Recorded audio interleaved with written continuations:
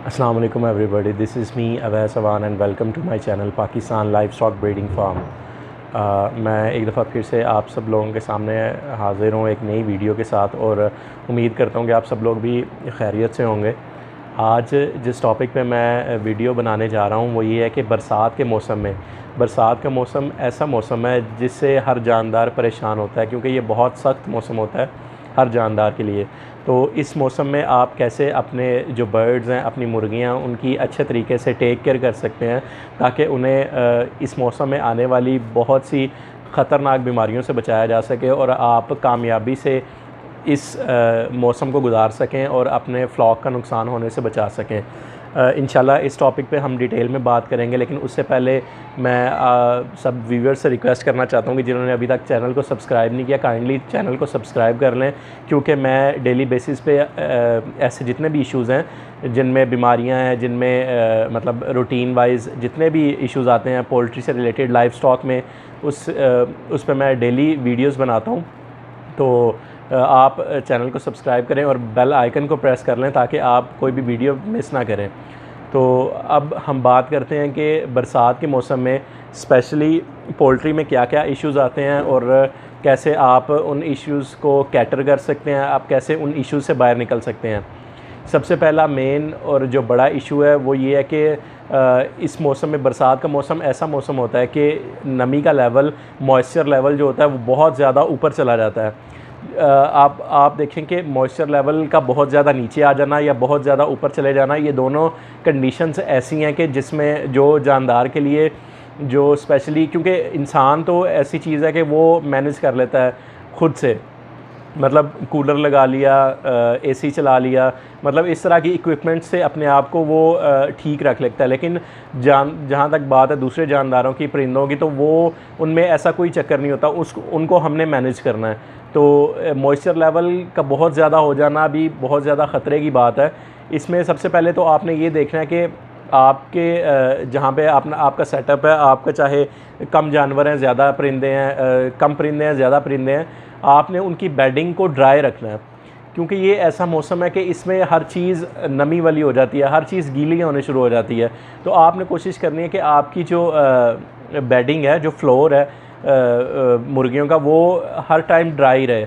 उसमें आपने ये करना है कि अगर आप चावल का छिलका डाल रहे हैं या लकड़ी का बुरादा यूज़ कर रहे हैं तो आपने कोशिश करनी है कि उसकी तह ज़रा मोटी हो, आम दिनों की निस्बत उसकी तह को ज़रा मोटा रखना है, आपने थिक रखना थोड़ा सा।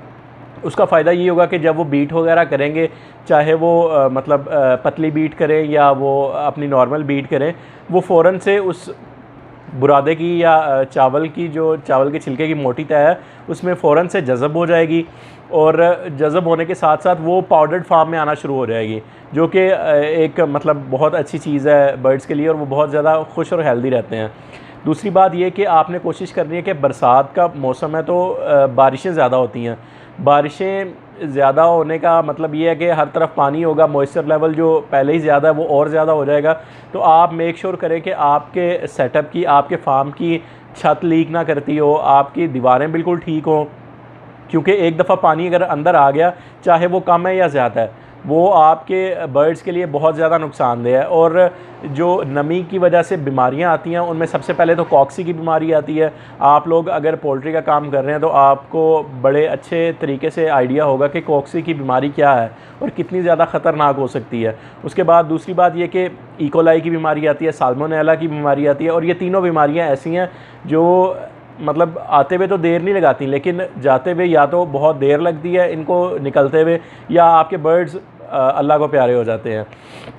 दूसरा जो नुकसान होता है गीली बेडिंग का, गीले फ्लोर का, वो ये होता है कि जब आपने राइस हस्क डाला हुआ है, चावल का छिलका डाला हुआ है या वुड शेपिंग्स डाली हुई हैं, तो वो जब गीली रहेगी उसमें बैक्टीरियाज़ वगैरह, पैरासाइट्स वगैरह बनने स्टार्ट होंगे। देखें कीड़े मकोड़े जो होते हैं ना, वो दो किस्म के होते हैं। एक आप कह लें कि बैड इंसेक्ट्स होते हैं, और दूसरे कह लें कि आप गुड इंसेक्ट्स होते हैं। गुड इंसेक्ट्स ये होते हैं जो आपके परिंदे जो हैं उनको अगर इंटेक करें, उनको खाएं तो उनका नुकसान ना हो।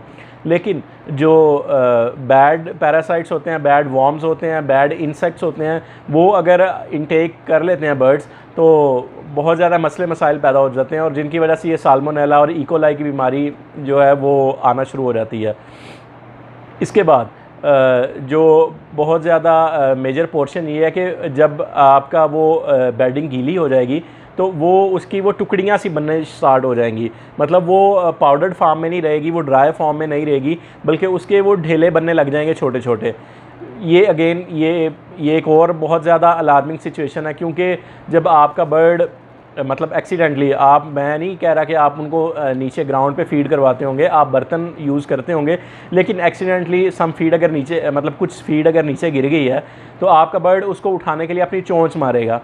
अब वो गीले है, वो पहले ही गीला है जो बेडिंग है उसकी, और जब वो उस पर चोंच मारेंगे तो वो पैरासाइट्स और इंसेक्ट हैं वो तो आराम से अंदर चले जाएंगे।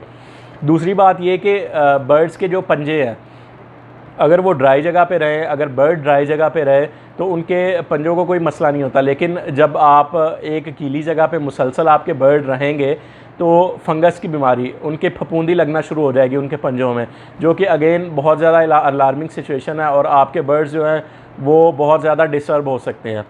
दूसरी और सबसे बड़ी जो चीज़ है वो आपने जो टेक केयर करनी है वो ये है कि आपने अपने बर्ड्स के खाने पीने का ख़ास ख्याल रखना है, क्योंकि नमी का मौसम है। नमी, मैंने जैसे पहले आप लोगों को बताया कि हर चीज़ को बहुत ज़्यादा अफेक्ट करती है, तो आप ट्राई करें कि आप उतनी फीड लेके आएँ जितनी आप 2-3 दिन या 4 दिन में उसको कंज्यूम कर लें, जितनी आपके बर्ड्स इजीली मैक्सिमम आप 4 या 5 दिन में अपने बर्ड्स को खिला दें। आप इस मौसम में बिल्कुल अपने फीड स्टॉक ना करें, और आप जितनी भी फीड लेके आते हैं आप ट्राई करें कि आप उसको ज़मीन से ऊपर रखें। आप कोई चौकी वगैरह बनवा लें, आप कोई मतलब लकड़ी का स्टैंड वगैरह बनवा लें, या ऐसी वैसी कोई चीज़ जो ज़मीन से थोड़ी ऊपर हो, क्योंकि इस मौसम में ज़मीन एक दूसरा मतलब हवा में तो नमी है ही है, लेकिन ज़मीन जो है वो एक दूसरा बड़ा सोर्स है मॉइस्चर का। तो आप कोशिश करें कि आप फीड को जो है वो एक तो लेके कम आएँ, फ्रेश फीड लाएँ, अपने बर्ड्स को दें, आप स्टोर ना करें उसमें। और दूसरा ये कि आपने जो है वो फीड है वो ज़मीन से ऊपर रखनी है। उसका ये है कि जब आप ऊपर रखेंगे तो वो उसको मॉइस्चर उस लेवल का नहीं मिलेगा जैसा ज़मीन पे पड़ी हुई फीड को मिलता है, तो उसमें फफूंदी लगने के, फीड के जमने के चांसेस कम हैं। आप इस चीज़ को मतलब इस चीज़ का ख़ास ख्याल रखें।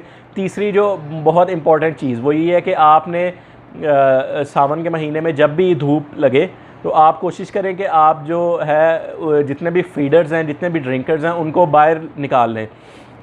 दूसरा ये, उनको अच्छी तरह से धूप लगवाएं ताकि जो जितने भी उन पे जरासीम हैं, जितने भी पैरासाइट्स हैं वो ख़त्म हो जाएं। दूसरी बात ये कि आप कोशिश करें कि अगर आपको फ़ील होता है कि आपने अभी कुछ मतलब 2-4 दिन पहले ही अपनी जो बर्ड्स की है उनकी बेडिंग चेंज की है, लेकिन वो फिर से गीली होनी शुरू हो गई है, वो फिर से मतलब उसमें वो जो हैं वो पत्थर बनने लग गए हैं, गुठलियाँ बनने लग गई हैं, उनमें छोटे छोटे वो माइट्स जैसे आप कह लेंगे, छोटी छोटी ढेरियाँ बनने लग गई हैं। तो आप ऐसे करें कि आप पार्टीशन बनाएं। आप अपने सारे बर्ड्स को पहले राइट साइड पे लेके जाएं और उनको पार्टीशन लगा दें थोड़ी देर के लिए, और आप कोशिश करें कि आप जो आपने पहले वुड शेविंग डाली हुई है और जो राइस हस्क डाला हुआ है, अगर तो वो न्यू है तो उसमें कुछ और ऐड कर दें। आप जब थोड़ा सा और ऐड करेंगे तो वो ड्राई होना शुरू हो जाएगा। आप फिर ऐसे करें कि उसको 1-2 घंटे या 3-4 घंटे के लिए ऐसे ही छोड़ें, हवा लगवाएं उसको, पंखा अगर आपके पास अवेलेबल है तो उसको लगाएं और उसको अच्छी तरह से हवा फिरवा दें, ताकि जो वो है पहले से मॉइस्चर पैदा हुआ है वो एक तो जब आप ड्राई हस्क डालेंगे तो उससे कुछ कम होगा, और दूसरा जब आप फ़ैन ऑन कर देंगे तो वो भी बेहतर हो जाएगा। फिर आपने यही काम दूसरी वाली साइड से करना है। आपने पार्टीशन ख़त्म करनी है, बर्ड्स को आपने लेफ़्ट साइड पे लेके आना है दोबारा, और फिर आपने ये काम राइट साइड वाली की तरफ, मतलब ये प्रॉपर ये जो है प्रोसीजर, ये आपने उस साइड पे भी मतलब रिपीट करना है। आपने वो जो बेडिंग है उसको मेक श्योर करना है कि वो ड्राई हो जाए। और तीसरी जो सबसे बड़ी चीज़ है वो ये है कि आपने कोशिश करनी है कि आपकी जो एग्जॉस्ट फ़ैन है वो प्रॉपर वर्किंग में हो, वो बिल्कुल भी बंद ना रहें, क्योंकि अगर वो बंद होंगे तो शेड, हमारे स्ट्रक्चर ऐसा होता है कि मोस्ट प्रॉबेबली एक ही साइड से खुला हुआ होता है, तो बहुत ज़्यादा मसले मसाइल इसी वजह से आते हैं क्योंकि प्रॉपर वेंटिलेशन नहीं हो रही होती। और बरसात का मौसम तो ऐसा है कि आप बिलीव करें कि पंखे के नीचे भी सुकून नहीं मिलता। तो आप कोशिश करें कि आपके जो एग्जॉस्ट फ़ैन है, आपके जो दूसरे सीलिंग फ़ैन अगर आपने लगाए हुए हैं तो वो प्रॉपर वर्किंग में रहें, आप उन्हें बंद ना करें। बिल्कुल ज़्यादा एक्सपेंस नहीं होता, अगर एक डेढ़ महीना अगर वो चल जाएंगे तो इंशाल्लाह आप बड़े नुकसान से बच जाएंगे और ये रिकवरी वहीं पे भी निकल आएगी। और जो सबसे इम्पोर्टेंट चौथी बात है वो ये है कि आप जो एंटीबायोटिक उसमें आप एमॉक्सिल यूज़ कर लें, आप उसमें डॉक्सीसाइक्लिन यूज़ कर लें, आप उसमें जो है वो एनरोसिम यूज़ कर लें। ये जो भी है ना, इनका मतलब दो तरीके हैं इनको यूज़ करने के। एक होता है कि आपने एहतियात के तौर पे यूज़ करवाना होता है, उसकी डोजेज और उसकी खुराक अलहदा होती है। और दूसरा आपने होता है कि बीमारी के टाइम पे यूज़ करवाना है, उसकी डोजेज और उसकी खुराक जो होगी वो अलहदा होगी। तो आप जब भी कोई भी एंटीबायोटिक आप लेके आएँ, बल्कि मैं तो रिकमेंड करूँगा कि आप अपने शेड पे रखें उसे, जितने भी हैं एंटीबायोटिक्स उन्हें अपने शेड पे रखें। और बीमारी आने से पहले ही एहतियातन आप 4 या 5 दिन का कोर्स करवा लिया करें। और उस पर मैनुअल पे सब कुछ लिखा होता है मेडिसिन के ऊपर कि आपने एहतियातन कितनी यूज़ करवानी है और जो है बीमारी की सूरत में कितनी यूज़ करवानी है। तो आप स्ट्रिक्टली उस मैनुअल को फॉलो करें। और बीमारी आने से पहले या ऐसा वैसा कुछ भी मतलब हंगामी सूरत हाल होने से पहले ही मैं रिकमेंड करूँगा कि बरसात के मौसम में आप 2 से 3 दफ़ा ये 3-3 4-4 दिन का कोर्स लाजमी करवा लें एहतियात के तौर पे। अच्छा, आपने ये भी यूज़ करवा ली। उसके बाद आप जो सबसे इम्पोर्टेंट और लास्ट पे जो चीज़ मैं बताऊँगा वो ये है कि आप इस मौसम में डिहाइड्रेशन काफ़ी होती है, क्योंकि पसीना आप ख़ुद भी ऑब्ज़र्व करते होंगे कि आप पंखे के नीचे बैठे हुए भी बरसात के मौसम में पसीना खुश्क नहीं होता। तो आप कोशिश करें कि अपने बर्ड्स को डिहाइड्रेट होने से बचाएं, उनको फ्रेश वाटर और या मतलब उसका एंटीबायोटिक्स वाला जो भी वाटर है वो मेक श्योर करें कि 4 से 5 घंटे उनके आगे पड़ा रहे। और क्योंकि इस मौसम में गर्म होने का तो इतना वो नहीं होता ख़तरा, क्योंकि टेम्परेचर काफ़ी लो आ गया होता है।